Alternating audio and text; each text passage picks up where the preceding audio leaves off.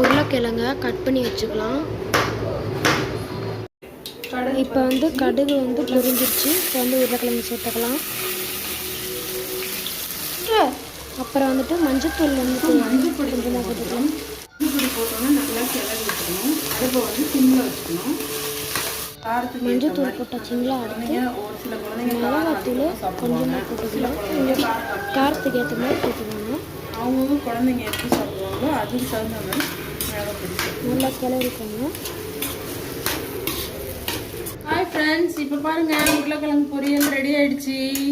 பார்க்கவே எம்மியாக இருக்கா? குழந்தைங்களுக்கு இப்படி போட்டு நம்ம புளி சாதமோ ஒரு லெமன் சாதமோ ஒரு சப்பாத்தியோ இந்த மாதிரி கொடுத்தோம்னா டேஸ்ட்டாக சாப்பிடுவாங்க. பிடிவாதம் பண்ணாமல் சாப்பிடுவாங்க. குழந்தைங்களுக்கு மேக்ஸிமம் உருளைக்கிழங்கு பொரியல்னால் ரொம்ப பிடிக்கும். நீங்கள் இதை பாருங்கள் இந்த சேனலை.